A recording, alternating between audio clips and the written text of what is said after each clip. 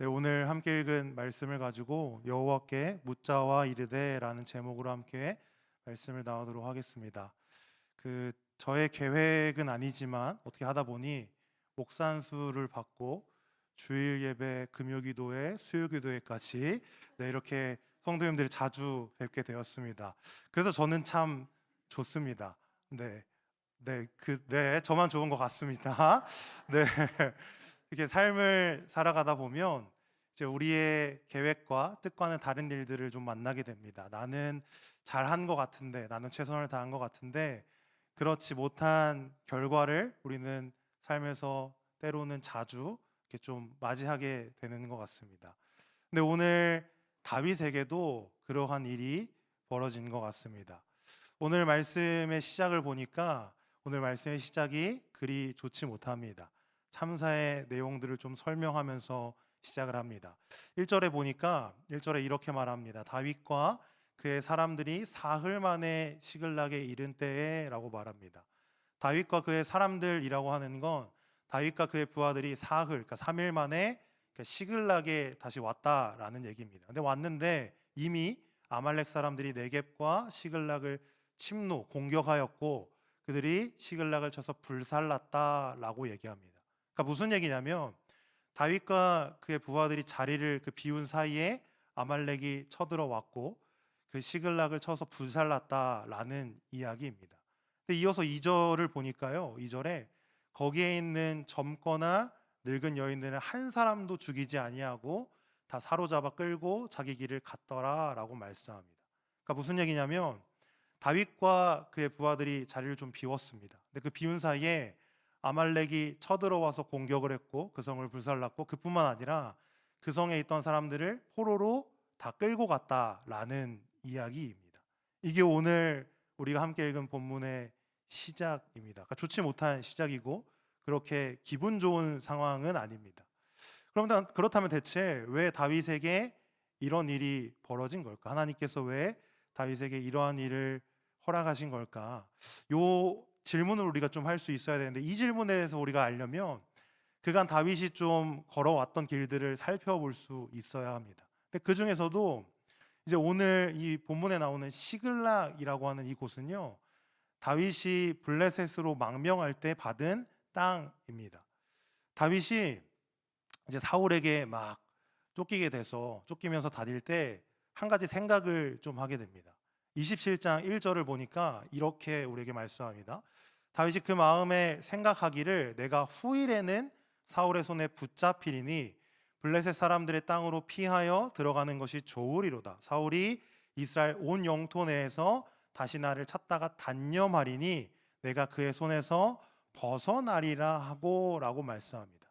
그러니까 다윗이 사울에게 이렇게 막 쫓기다가 하루는 어떤 생각을 하게 됐냐면 내가 이렇게 있다가는 어떻게 사울에게 붙잡히겠다 생각을 한 거예요. 그래서 이 사람이 어떤 좀 지혜를 내냐면 내가 블레셋 땅으로 도망해야겠다. 근데 그 이유가 뭐냐면 이스라엘이랑은 이 땅에 있으면 어쨌든 사울의 손이 미치니까 자기가 이 땅에 있다가는 붙잡힐 것 같다라고 생각을 한 것 같습니다. 그러니 그 이스라엘 땅을 피해서 오늘 어디로? 블레셋으로 망명을 간 겁니다. 근데 망명을 가서 누구를 만나게 되냐면 가드 왕 마옥의 아들 아기스를 만나게 됩니다. 근데 그 성경에 보니까 다윗과 함께 간 사람이 다윗과 이제 다윗의 부하 600명 가량이 갔다라고 얘기를 합니다. 근데 가서 이 아기스를 만나게 되는데 이 처음에 아기스를 만났을 때는 같이 좀 지냈습니다. 근데 그렇게 같이 지내다가 다윗이 이 아기스에게 무슨 말을 하냐면 우리가 같이 지내는 것보다 내가 따로 좀 지낼 수 있는 지방을 좀 달라라고 얘기합니다. 근데 그 내용을 얘기할 때 27장 5절에 보니까요 이렇게 얘기합니다. 우리 같이 한번 읽도록 하겠습니다. 시작. 다윗이 아기스에게 이르되 바라건대 내가 당신께 은혜를 입었다면 지방 성읍 가운데 한 곳을 내게 주어 내가 살게 하소서. 당신의 종이 어찌 당신과 함께 왕도에 살리이까 하니. 다윗이 아기스랑 처음에 같이 살았습니다. 살다가 뭐라고 얘기했냐면 내가 당신께 은혜를 입었다면, 그러니까 여기서 은혜를 입었다는 게 뭐냐면 당신이 생각하기에 아기스 왕 당신이 보기에 나를 좋게 생각하신다면 나에게 지방 성읍 가운데 하나를 좀 줘서 살게 해주세요라고 얘기한 겁니다. 근데 그 다음에 이 다윗이 자기를 뭐라고 좀 표현하냐면 당신의 종이라고 표현합니다. 저는 의도적으로 다윗이 자기를 낮췄다라고 생각합니다. 왜 낮췄냐? 여러분, 다윗에 대한 소문은요, 어떤 소문이 있었냐? 사울은 천천히요, 다윗은 만만이었습니다. 근데 이 내용을 블레셋 사람들도 알고 있었어요. 근데 그 만만이라고 하는, 어떻게 보면 전쟁의 영웅과도 같은 다윗이 아기스에게 가서 나는 당신의 종입니다라는 말을 들으면 여러분들이라면 어떠시겠습니까? 기분이 좋겠습니까? 너무 좋겠습니까? 너무 좋을 겁니다. 제가 봐도 다윗이라고 하는 그런 영웅과도 같은 사람이 나에게 종이라고 얘기한다? 기분이 너무 좋을 것 같습니다. 그러니 다윗이 자신을 종이라고 표현한 겁니다. 그러니 이 아기스가 보기에 너무 좋으니 이 다윗에게 어딜 줍니까? 시글락이라고 하는 그 성읍을, 지방성을 줬습니다. 그래서 다윗이 이제 자기의 부하들과 또 가족들과 함께 그 시글락에 삽니다. 근데 시글락에 살면서 다윗이 뭘 하고 다니냐면 주위에 이방 성읍들을 공격하며 다닙니다. 여기 말씀해 보니까 27장 8절에 이렇게 말합니다. 다윗과 그의 사람들이 올라가서 그술 사람, 기르스 사람, 아말렉 사람을 뭐랍니까? 침노하였으니, 공격했다라는 겁니다. 그들은 옛적부터 술과 애굽 땅으로 지나가는 지방의 주민이라. 그리고 9절에 보니까 다윗이 그 땅을 쳐서 남녀를 살려두지 아니하고 양과 소와 나귀와 낙타와 의복을 빼앗아 가지고 돌아와 아기스에게 이르매라고 얘기합니다. 그러니까 지금 어떤 상황이냐면 다윗이 이제 시글락에 가서 살았습니다. 근데 살면서 주위에 있는 이방 땅들을 막 공격을 한 거예요. 근데 그 중에서도 이제 우리한테 좀 이름이 있는 땅은 아말렉이죠. 어쨌든 아말렉, 기술, 기르스 이렇게 땅을 공격했는데 공격했을 때 특징이 있습니다. 뭐냐면 그 성을 공격하고 그 성에 있는 남녀를 망령하고 다 죽였어요. 그러니까 사람은 다 죽인 거예요. 근데 그렇게 사람은 다 죽이고 뭘 가져가냐면 양과 소와 나귀와 낙타, 의복은 챙겨가지고 아기스한테 갔습니다. 그러니까 이렇게 전리품을 챙겨가니까 아기스가 질문했어요. 다윗한테 뭐라고 질문하냐? 다윗아, 너가 오늘은 어디를 공격하고 온 거냐?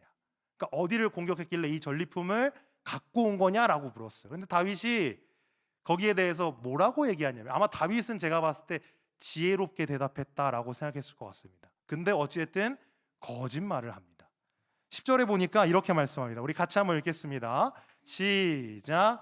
아기스가 이르되 너희가 오늘은 누구를 침노하였느냐 하니 다윗이 이르되 유다 네겝과 여라무엘 사람의 네겝과 겐 사람의 네겝이니이다 하였더라. 아멘. 여기 보니까 다윗이 뭐라고 말하냐면 아기스가 오늘은 어디를 공격했냐라는 그 질문에 유다 네겝, 여라무엘 사람의 네겝, 겐 사람의 네겝입니다.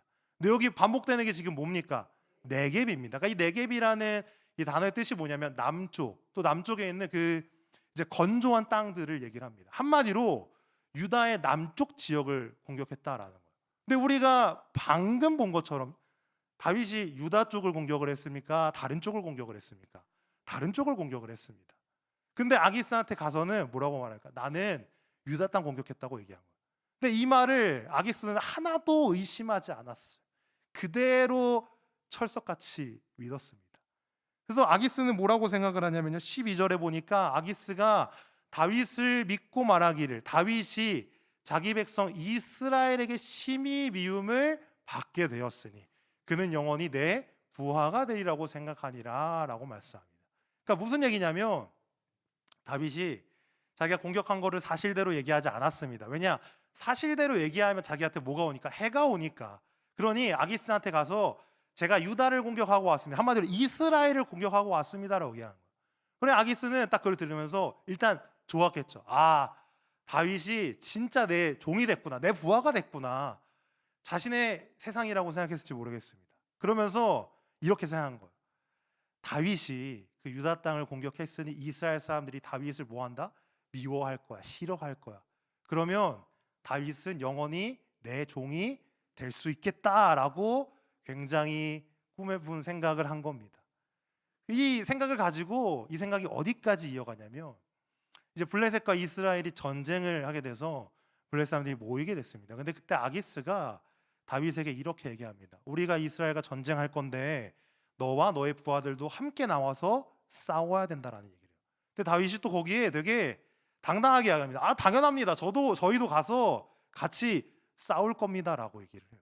그리고 실제로 진짜 그 전쟁하는 곳까지 나갔습니다. 근데 나갔는데 그 자리에 모인 블레셋 지휘관들이 다윗을 뭐예요? 알아본 거예요.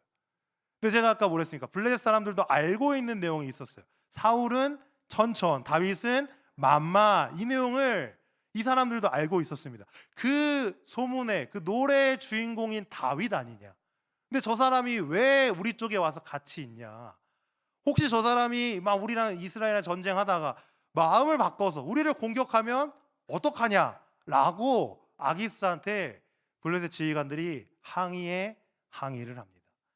그러니 그 항의를 아기스는 버티지 못하고 다윗에게 얘기합니다. 안 되겠다. 너희들 원래 있던 곳으로 돌아가라 라고 얘기합니다.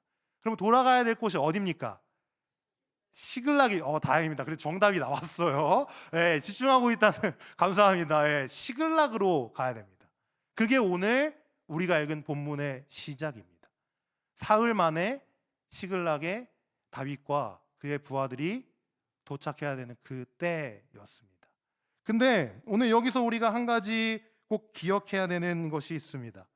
다윗이 그렇게 그 블레셋 그 전쟁터에서 떠나 그 시글락으로 돌아오는 이때, 그리고 돌아왔는데 어떻습니까? 성은 불탔고 자신의 그 가족들 다 없고, 근데 그뿐만이 아니라 자신의 부하들의 가족도 다 끌려갔습니다. 그로 인해서 다윗은 돌에 맞을 뻔하는 상황까지 오게 됐습니다. 어떻게 보면 굉장히 위기의 위기인 상황입니다. 최악이라고 말해도 그게 뭐 이상하지 않을 만한 상황에 다윗이 왔습니다. 근데 오늘 이 본문, 또 아까 말했던 27장부터 이 본문을 쭉 보면요, 다윗은 이 최악의 상황까지 오는 데 있어서 하지 않은 것이 있습니다. 꼭 이 수요기도가 끝나고 집에 돌아가셔서 바로 이렇게 주무시지 마시고 사무엘상 27장부터 30장까지만 한번 읽어보시면 다윗은 한 번도 하나님께 묻지 않았습니다. 블레셋을 망명하는 그 길 가운데 그 여러 상황과 환경이 있는 급변하는 그 상황 가운데서 다윗은요, 하나님께 묻지 않았어요. 질문하지 않았습니다. 그 내용이 없습니다. 성경이 일부러 누락한지는 저는 잘 모르겠습니다. 근데 어찌됐든 성경이 그 과정 가운데 우리에게 보여주고 싶은 건 뭐냐면 다윗은 하나님께 묻지 않았다라는 겁니다. 그러면 최악과도 같은 좋지 못한 이 상황을 맞이하러 오는 이 길 가운데 다윗은 어떻게 온 것입니까? 자신의 힘으로 온 겁니다. 자신의 지혜, 자기가 했던 능력, 자신의 생각, 자신의 뜻에 따라서 지금 이 자리까지 온 것입니다. 그래서 사무엘상 27장 1절을 다시 한번 보면 이렇게 되어 있습니다. 다윗이 그 마음에 생각하기를 내가 후일에는 사울의 손에 붙잡히리니 라고 말합니다. 다윗이 하나님께 물은 것이 아니라 그냥 다윗이 생각을 한 겁니다. 뭐라고? 내가 이렇게 있다가는 사울에게 뭐 하겠다? 붙잡히겠다. 그러니 다윗이 붙잡히겠다는 생각을 하면 어떻습니까?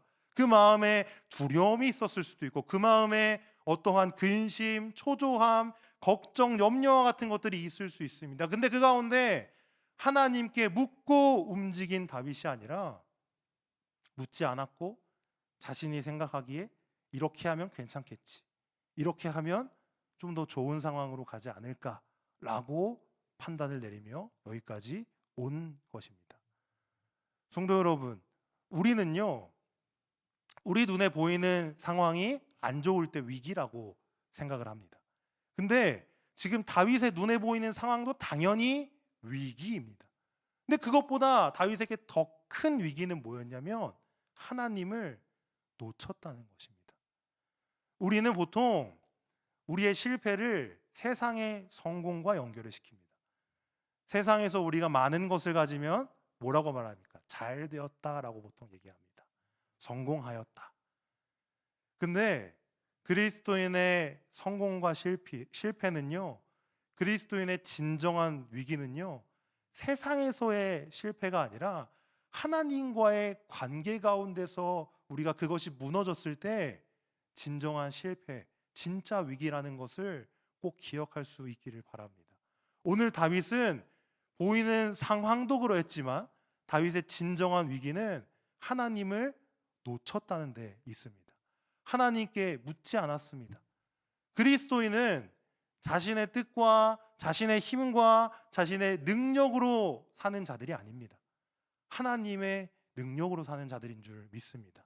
근데 오늘 다윗은 그것을 놓쳤고 그렇게 놓친 위기의 상황 가운데서 위기 가운데서 진짜 위기의 상황을 맞이한 것입니다.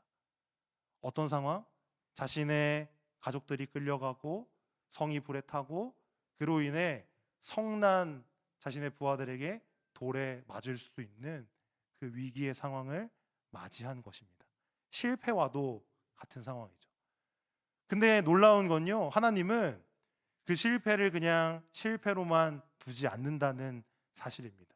우리는 뭐가 안 되면, 내 눈에 상황이 좀 좋지 않으면, 내가 원하는 대로 상황이 풀리지 않으면 여기서 어떡하나라는, 그러니까 실패가 그냥 실패로만 끝날 것 같은 생각을 우리는 합니다. 근데 주님은요, 그것이 아니라 거기서 다윗을 또 회복시키시고 또 우리가 실패라고 말하는 상황 가운데 반전을 하시는 주님이신 줄 믿습니다. 다윗은 이 가운데 다시 하나님을 붙잡습니다. 오늘 본문 말씀 6절을 보니까 이렇게 말씀합니다. 우리 같이 한번 읽도록 하겠습니다. 시작. 백성들이 자녀들 때문에 마음이 슬퍼서 다윗을 돌로 치자하니 다윗이 크게 다급하였으나 그의 하나님 여호와를 힘입고 용기를 얻었더라. 아멘. 뭐라고 말씀합니까? 그의 하나님 여호와를 힘입고 용기를 얻었더라 라고 말씀합니다. 여러분, 상황이 바뀌었습니까? 바뀌지 않았습니다. 여전히 포로로 끌려가 있고 성은 여전히 좋지 않고요, 자신의 부하들은 여전히 성이 나 있습니다. 근데 다윗은 그의 하나님 여호와로 말미암아 뭡니까? 힘을 얻었다라고 말합니다. 이 같은 말씀을 쉬운 성경으로 보면요, 이렇게 말씀합니다. 그러나 다윗은 자기 하나님 여호와 안에서 힘을 얻었습니다라고 말씀합니다. 다윗은요, 지금 다윗의 이 회복의 시작은 다른 데서 시작된 것이 아닙니다. 자기의 하나님 여호와 안에서 힘을 얻었다라고 말합니다. 그리스도인들은 상황이 잘 됨으로 해서 기쁜 것도 당연히 있겠죠. 근데 거기서 우리의 진정한 힘이 나오는 것이 아니라 우리의 하나님 여호와 안에서 우리의 진정한 힘이 나오는 줄 믿습니다. 오늘 다윗은요, 자기의 하나님 안에서 다시 한번 힘을 얻었습니다. 회복이 시작이 된 것입니다. 상황은 바뀌지 않았습니다. 여전히 좋지 못한 상황입니다. 근데 한 가지 바뀐 게 있다면요, 다윗이 다시 하나님을 붙잡기 시작했다라는 사실입니다. 우리가 하나님을 붙잡을 때 하나님은 우리에게 힘을 주실 줄 믿습니다. 새로운 힘으로 우리를 다시 일으키십니다. 그리고 그 힘으로 말미암아 이전에는 안 될 것 같은 상황도, 돌파하지 못할 것 같은 상황도 주님이 주시는 힘으로 말미암아 돌파할 수 있는 줄 믿습니다. 그것이 그리스도인인 줄 믿습니다. 그렇게 회복된 다윗이 제일 먼저 한 것이 무엇이냐면 다른 것이 아닙니다. 오늘 말씀해 보니까 7절에 이렇게 말씀합니다. 다윗이 아히멜렉의 아들 제사장 아비아달에게 이르되 원하건대 에봇을 내게로 가져오라. 그래서 아비아달이 에봇을 다윗에게로 가져갑니다. 자신의 하나님 여호와로 인해서 힘을 얻은 다윗이 제일 먼저 한 게 뭐냐면 제사장 아비아달에게 에봇을 가져오라고 얘기했습니다. 이 에봇을 가져오라고 한 건요, 단순히 제사를 준비하기 위한 한 가지 단계인 것이 아니라 다윗의 회복을 의미합니다. 하나님과의 그 끊어졌던 관계, 깨졌던 관계의 회복, 하나님을 향한 그 경외에 대한 회복입니다. 다윗이 다시 한번 하나님 앞에 하나님 붙잡기를 시작했습니다. 그리고 나서 오늘 너무나도 중요한 8절의 장면이 나옵니다. 우리 8절 말씀 같이 한 목소리로 읽도록 하겠습니다. 시작.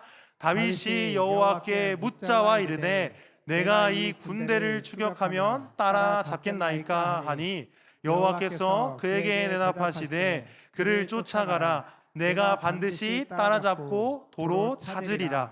아멘. 다윗이 어떻게 합니까? 여호와께 묻자와 이르되 라고 말합니다. 다윗이 이제 회복됐고 하나님께 경외하기를 다시 한번 시작한 다윗이 한 건 여호와께 묻자와 이르되입니다. 여호와께 묻기를 시작했습니다. 근데 사실 질문의 내용이 제가 봤을 때는 굳이라는 질문의 내용 같았습니다. 8절을 다시 한번 보여주시면 어떤 것을 묻냐면 내가 이 군대를 추격하면 따라잡겠나이까입니다. 그러니까 쉽게 말하면 내가 이 군대를 추격하면 이들을 잡을 수 있겠습니까? 라는 얘기예요. 근데 제가 왜 이 질문이 내용이 그렇게 중요한가라고 생각을 했냐면 여러분 다윗은 전쟁의 전문가입니다. 그리고 많이 이겼고요. 많은 경험이 있어요. 그러면 다윗이 딱 돌아왔을 때 상황을 보고 그것을 딱 계산을 내리면 할 수 있겠다 없겠다의 계산이 저는 있었을 거라고 생각이 듭니다. 근데 오늘 이 다윗이 여호와께 묻자와 이르되 라고 하면서 내가 그들을 쫓는 게 맞습니까? 추격하면 잡을 수 있겠습니까? 라는 이 질문을 한 건요, 이 질문의 내용이 중요한 게 아니라 하나님께 물었다는 게 중요한 겁니다. 다윗이 이전에는 어땠습니까? 이 블레셋에 망명하러 갈 때 하나님께 물었습니까? 묻지 않았습니다. 묻지 않았고 자기의 마음대로 자신의 뜻에 생각하기에 내가 내 판단에 블레셋으로 망명하는 게 낫겠다 생각해서 간 겁니다. 그렇게 해서 가서 시글락을 아기스에게 받았고 거기서 이방 민족들을 뭐 했습니까? 공격하고 다녔습니다. 그리고 아기스에게 가서는 거짓으로 얘기했습니다. 누구의 판단입니까? 다윗의 판단입니다. 거기에 하나님께 물었거나 하나님의 인도하심을 따랐다 이런 내용 없습니다. 근데 오늘 다윗이요, 우리가 보기에 뻔한 질문인데도 불구하고 하나님께 물었다는 건 이제는 하나님, 내가 가진 능력, 내가 가진 힘, 내가 그동안 쌓았던 경험들 하나님 앞에서 뭐 하겠습니다? 다 내려놓겠습니다. 그것보다 하나님의 뜻이 나에게 더욱 중요합니다 라는 고백입니다. 그렇기에 질문의 내용은 크게 중요하지 않습니다. 다윗이 하나님께 물었다는 것이 중요합니다. 우리도 삶을 살아가다 보면 인생에 연륜이 생기고 여러 경험들을 하다 보면 이거는 이렇게 하면 되지 라고 하는 계산이 우리 안에 쓸 때가 있습니다. 저도 많은 인생을 살지 않았지만, 많은 경험을 하지 않았지만 그런 생각이 들 때가 있습니다. 여러 문제 앞에, 어려움들 앞에 이전에 이렇게 하니까 됐었지 라는 생각으로 계산을 할 때가 있습니다. 근데 우리 그리스도인은요, 우리의 계산보다, 우리의 경험보다 하나님의 뜻이 더욱 중요한 사람들인 줄 믿습니다. 그렇기에 오늘 다윗이 자신의 것을 내려놓고 하나님께 묻자와 아뢰되 한 것입니다. 오늘 이 다윗의 태도가, 다윗의 모습이 우리의 모습 될 수 있기를 바랍니다. 그래서 어떤 상황과 어떤 환경에 있다 할지라도 우리의 능력, 우리의 경험, 나의 뜻, 나의 생각 모두 내려놓고 주님께 질문하며 아뢰며 나아갈 수 있는 신일교회 모든 성도님들 되시기를 주님의 이름으로 축원합니다.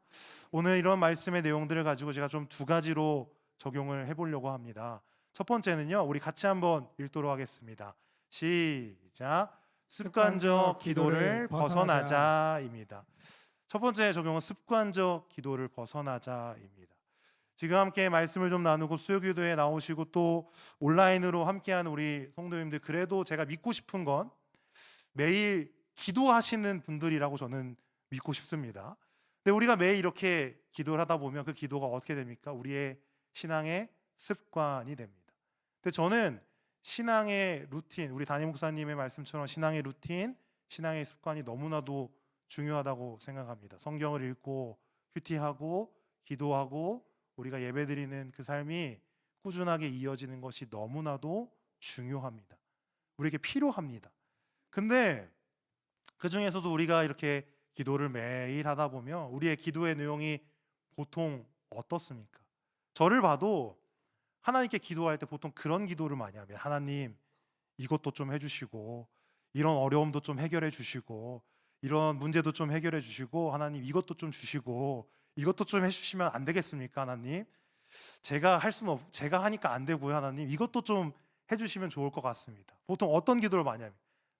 달라는 기도를 많이 합니다. 하나님, 이것도 주시고, 이것도 해결해 주시고, 이것도 해주시면 좋을 것 같습니다. 근데 저는 이런 기도가 필요하다라고 생각합니다. 하나님이 우리의 아버지 되시고 우리가 하나님의 자녀인데 그 아버지 되신 하나님께 우리가 이러한 기도 못 하겠습니까? 근데 우리의 기도가 여기서만 멈춰서는 안 되는 줄 믿습니다. 달라는 기도가 100%였다면 우리가 거기서 조금 퍼센티지를 줄여서 하나님께 묻는 기도 꼭 했으면 좋겠습니다. 하나님, 오늘 나에게 이러한 것들이 있는데 하나님 어떻게 하는 것이 좋겠습니까? 때로는 하나님이 말씀을 통해서 또 예배 가운데 설교를 통해서 또 말씀을 읽을 때 기도하는 가운데 뭐 사람들을 통해서 상황을 통해서 여러 가지 우리에게 또 답을 주시고 사인을 주실 때가 있습니다. 근데 그렇게 물었는데도 불구하고 뭐 딱히 잘 모르겠는데 싶을 때도 당연히 있습니다. 근데 중요한 건 제가 아까 다윗의 질문의 내용이 중요하지 않다 했습니다. 우리가 하나님께 묻는 것이 중요합니다. 우리가 묻는다는 건요, 무엇입니까? 하나님, 내 뜻보다 나의 경험보다 나의 주장보다 하나님의 인도하심이 우선입니다. 하나님이 인도하시면 내가 그대로 뭐 하겠습니다? 순종합니다라고 하는 우리의 신앙의 믿음의 고백이 담긴 줄 믿습니다. 그래서 우리가 매일 기도할 때에 이제는 하나님, 나에게 오늘 이러한 것들이 있는데 하나님 이렇게 하는 게 좋을까요? 어떻게 하는 게 좋겠습니까? 라고 그렇게 질문할 수 있는, 물어볼 수 있는 우리 모두가 될 수 있기를 바랍니다. 그래서 잠언 3장 5절과 6절에 우리에게 이렇게 말씀합니다. 우리 같이 한번 읽도록 하겠습니다. 시작. 너는 마음을 다하여 여호와를 신뢰하고 내 명철을 의지하지 말라. 너는 범사에 그를 인정하라. 그리하면 내 길을 지도하시리라. 아멘. 뭐라고 말씀하시냐면 너는 마음을 다하여 여호와를 신뢰하라 라고 말씀합니다. 그리고 내 명철을, 한마디로 너의 능력을, 너의 뜻을 뭐예요? 의지하지 말라. 그러면 여호와 하나님께서 우리를 뭐 하신다? 인도하실 것입니다. 지도하실 것입니다. 우리 모두 삶에서 여러 상황들과 환경들을 만날 때에 그 가운데 꼭 나의 명철, 나의 힘, 나의 능력 내려놓고 주님만 따라가겠습니다. 주님, 내가 어떻게 하는 게 좋겠습니까? 라고 그렇게 기도하며 나아갈 수 있는 그런 우리 신일교회 모든 성도님들 되시기를 주님으로 축원합니다. 우리 두 번째 적용입니다. 함께 읽겠습니다. 시작. 내 삶에 하나님이 계신가 점검하자입니다. 이 적용을 읽으면서 혹시나 그런 생각하신 분도 있을지 모르겠습니다. 아, 목사님, 그러면 제 삶에 하나님이 계시지 하나님이 안 계시겠습니까? 아이, 뭐 이런 뻔한 적용을 갖고 오십니까? 네, 맞습니다. 하나님이 우리의 삶에 함께 하십니다. 그리고 우리에게 분명히 내가 너희와 영원히 함께 하시겠다고 약속도 하셨습니다. 근데 제가 오늘 왜 이 적용을 좀 갖고 왔냐면요, 그게 분명히 사실입니다. 하나님 우리와 함께 하시는데 문제는 저와 여러분들이 그것을 놓칠 때가 너무 많다는 겁니다. 때로는 바쁘다는 핑계로, 정신이 없다는 핑계로, 하나님 잠깐만요, 이것 좀 해결하고, 하나님 일단 얘 좀 어떻게 해놓고 제가 하나님 일단 이거 먼저 좀 어떻게 하겠습니다. 그러니까 우리의 삶에 바쁨이라는 핑계로, 정신이 없다는 이유로, 여러 상황들이 어렵다는 이유로 하나님을 놓치고 살 때가 우리에게 종종 있는 것 같습니다. 하나님이 우리와 함께 하시는데 우리가 그것을 인지하고 사냐 아니면 그냥 살아가냐라고 하는 차이는 저는 굉장히 크다고 생각이 듭니다. 우리의 삶에 필요한 건요, 하나님이 분명히 함께 하시는데 우리가 그것을 기억하고 인지하며 사는 것이 너무나도 중요합니다. 꼭 여러분들의 일상을, 그 삶을 돌아보시고 점검할 수 있으시기를 바랍니다. 우리의 삶이 바쁩니다. 현대인들의 적이 바쁨이라고 얘기할 정도로 우리의 삶은 정신없고 바쁜 현대 사회를 우리는 살아갑니다. 그리스도인이나 세상 사람들이나 다 바쁘게 살아갑니다. 근데 차이가 있어야 된다면 저는 그 차이가 하나님을 인지하냐, 하나님의 우리의 삶에 함께 하시는 걸 기억하며 나아가냐 아니냐인 줄 믿습니다. 그래서 우리의 삶에 여러 바쁘고 힘든 일이 있을 수 있죠. 근데 그 가운데 그러한 이유로 하나님 잠깐만 저기 계십시오, 제가 잠깐 갔다 오겠습니다 라고 하는 그런 모습이 아니라 그 가운데도 우리가 계속해서 하나님을 찾고 하나님을 붙잡고 하나님이 함께 계심을 기억하며 나아갈 수 있는 우리 모두가 되었으면 좋겠습니다. 그리스도인은 하나님이 이유인 사람들입니다. 요한복음 15장 5절을 보면 우리에게 이렇게 말씀합니다. 우리 같이 한번 읽겠습니다. 시작. 나는 포도나무요 너희는 가지라. 그가 내 안에 내가 그 안에 거하면 사람이 열매를 많이 맺나니 나를 떠나서는 너희가 아무것도 할 수 없음이라. 아멘. 예수님께서 이 포도나무 비유로 뭘 말씀하시냐면 나를 떠나서는 너희가 뭐랍니까? 아무것도 할 수 없음이라. 저는 그리스도인의 중요한 내용이 여기 있다라고 생각합니다. 하나님을 떠나서 주님을 떠나서 우리는 무언가를 할 수 없는 사람들입니다. 그게 바로 그리스도인인 줄 믿습니다. 그렇게 우리가 우리의 삶에서 하나님이 함께 계신다는 그 사실을 꼭 붙잡고 살아갈 수 있는 우리 신일교회 모든 성도님들 되시기를 주님의 이름으로 축원합니다. 우리는 또 삶에 나아가면 말씀을 들었지만 적용도 함께 나눴지만 여러 상황들을 맞이할 겁니다. 또 그 상황 가운데 우리는 또 우리의 주장들을, 우리의 뜻을 내세울지 모르겠습니다. 하지만 그 가운데 꼭 기억하셨으면 좋겠습니다.